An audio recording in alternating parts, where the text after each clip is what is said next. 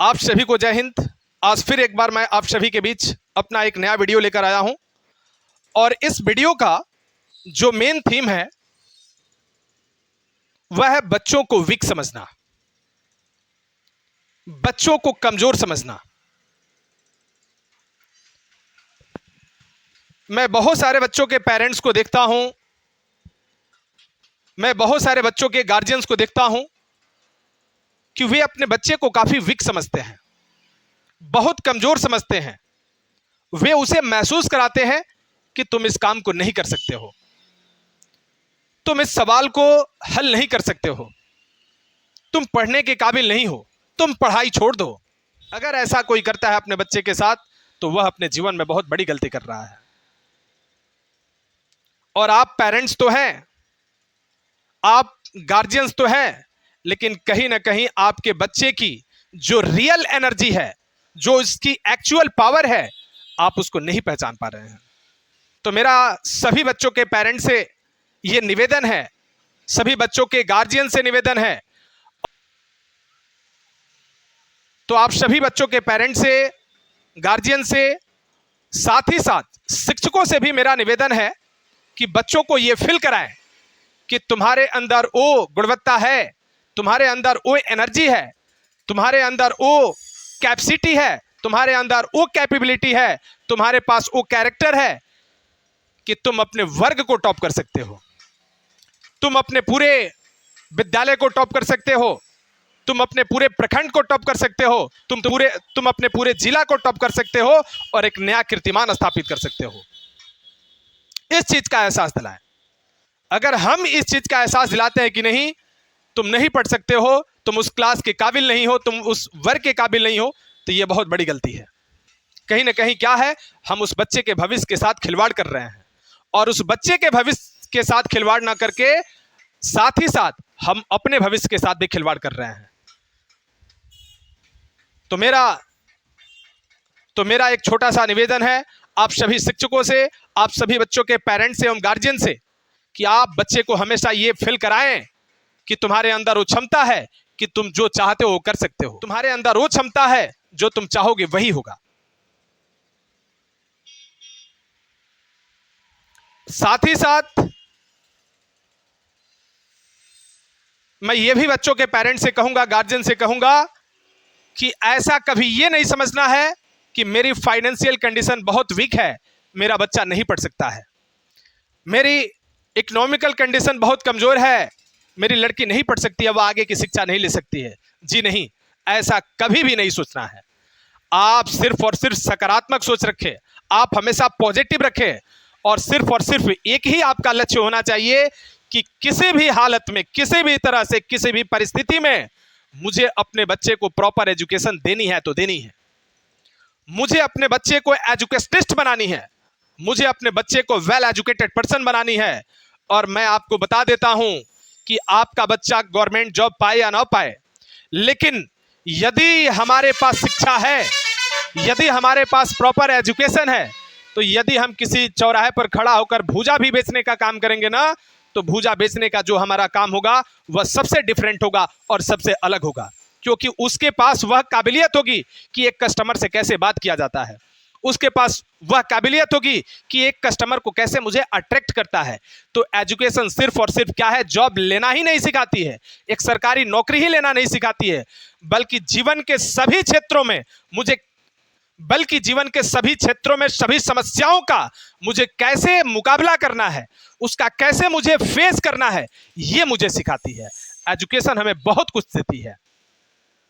और मैं बता दूं कि यदि किसी के जीवन में समस्याएं आ जाती है, यदि किसी के जीवन में मुश्किलें आ जाती है और उन मुश्किलों के सामने वह घुटने टेक देता है, अपना हार मान लेता है, तो यह अपने जीवन में बहुत बड़ी गलती करता है। ये मुश्किलें, ये समस्याएं ईश्वर का बनाया हुआ वह तोहफा है जो हर किसी के नसीब में नहीं होता है। ईश्वर देखता है कि इसके काबिल कौन है, ईश्वर यह देखता है कि उन मुश्किलों को हराने की क्षमता किसके पास है।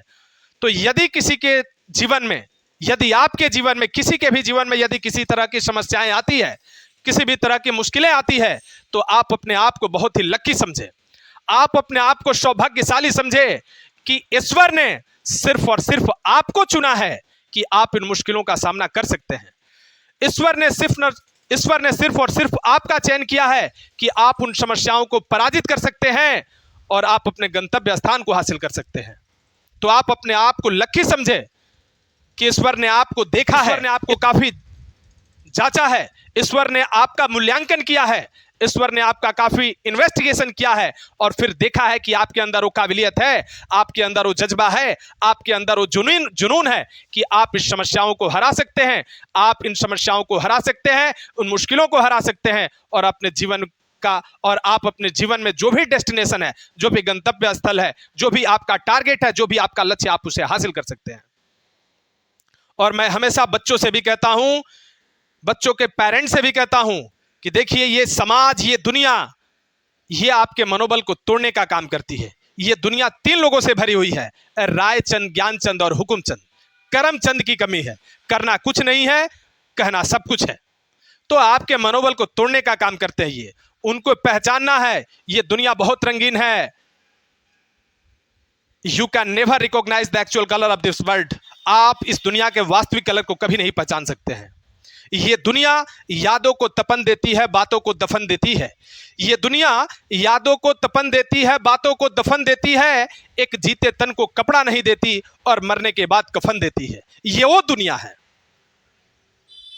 तो मैं हमेशा कहता हूं अपने बच्चों से, मैं हमेशा विद्यार्थियों से कहता हूं, स्टूडेंट से कहता हूं कि यदि कोई आपसे कुछ कहता है, कोई एडवाइस करता है, आपको कोई सजेस्ट करता है, तो उनके शब्दों पर, उनके कथन पर एक बार जरूर आपको आत्ममंथन करने की जरूरत है कि उसका जो स्टेटमेंट है, उसका जो कथन है, यह हमारे जीवन के लिए हार्मफुल है या यूजफुल है, नुकसानदायक है या लाभदायक है।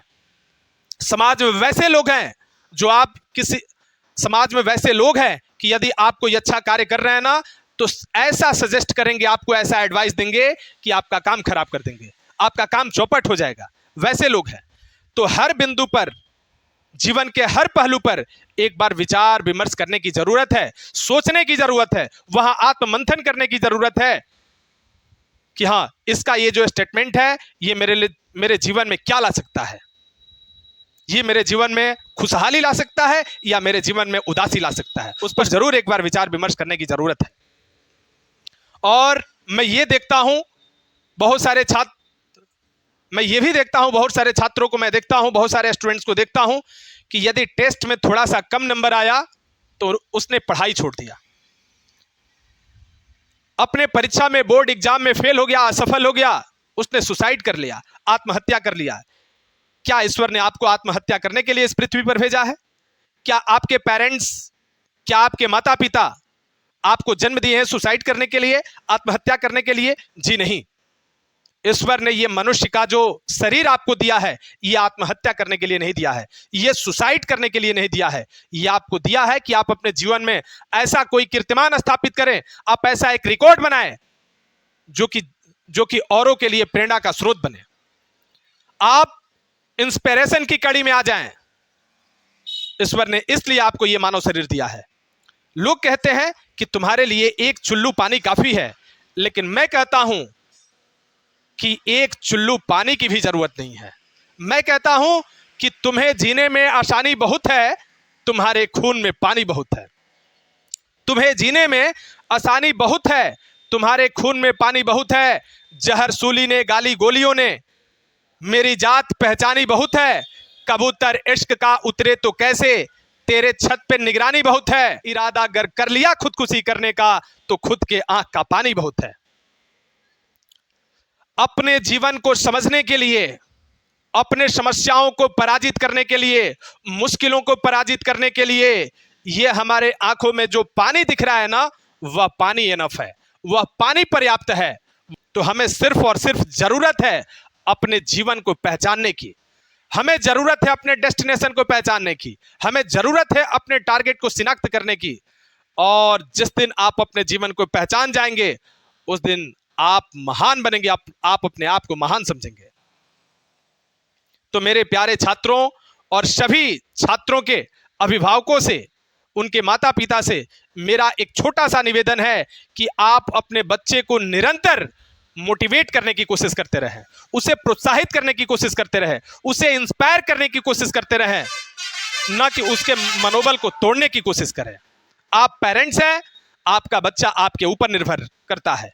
आप टीचर्स हैं, आपका बच्चा आपके ऊपर निर्भर करता है। एक बच्चे के भविष्य को सजाने की जो जिम्मेदारी होती है वह एक शिक्षक के हाथों में होती है। एक बच्चे की भविष्य की जो जिम्मेदारी होती है वह एक अच्छे पेरेंट्स के हैंड में होती है, वह एक अच्छे माता पिता के हाथों में होती है। तो मुझे उम्मीद है कि आप जो मेरे पहलू हैं, जो भी मेरा स्टेटमेंट है, उसे जरूर आप लाइक करेंगे, उसे जरूर आप फॉलो करेंगे और निरंतर आप अपने बच्चों को मोटिवेट करने का काम करेंगे, इंस्पायर करने का काम करेंगे। In this things I stop my tongue. Thank you very much.